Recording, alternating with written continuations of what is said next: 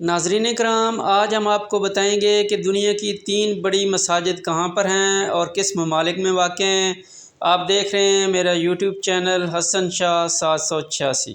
مسجد الحرام مکہ مکرمہ میں مسجد الحرام عالم اسلام کی اہم ترین مساجد میں سے ایک ہے۔ DW اور ٹیلی گراف نیوز ویب سائٹ کے مطابق مکہ مکرمہ 3.5 لاکھ مربع میٹر پر تعمیر کی جانے والی مسجد دنیا کی سب سے بڑی مسجدوں میں شمار کی جاتی ہے۔ اس مسجد کی تعمیر میں تقریباً $100 ملین کا خرچ آیا تھا۔ یہ مسجد 16ویں صدی میں قائم کی گئی تھی۔ وقت کے ساتھ ساتھ کئی مرتبہ اس کی توسیع بھی کی جا چکی ہے۔ اس مسجد میں کل 10 لاکھ لوگ بیک وقت نماز ادا کر سکتے ہیں۔ اس مسجد میں 4 ملین لوگ کام کرتے ہیں۔ مسجد نبوی مکہ۔ مسجد الحرام کے بعد مسجد نبوی اسلام کا دوسرا سب سے بڑا مقدس مقام ہے۔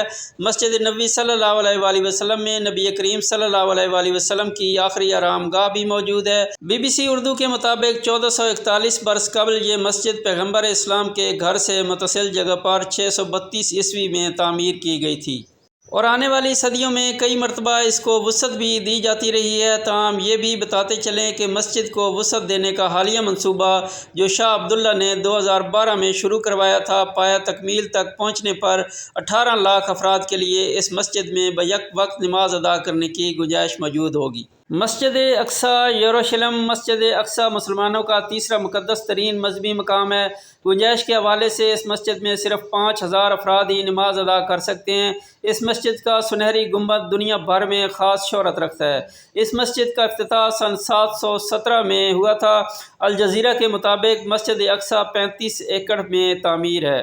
نوائے وقت نیوز ویب سائٹ کے مطابق قبلہ اول خانہ کعبہ کو روئے زمین پر خدا کے پہلے گھر ہونے کا شرف حاصل ہے، جبکہ بیت المقدس اس کے 1300 برس بعد حضرت سلیمان علیہ السلام کے ہاتھوں تعمیر ہوا تھا، جسے بیت الحرام سے 40 منزل دور رکھا گیا۔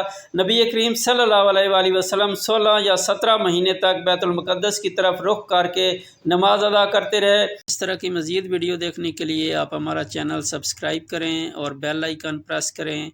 Thanks for watching. اللہ حافظ۔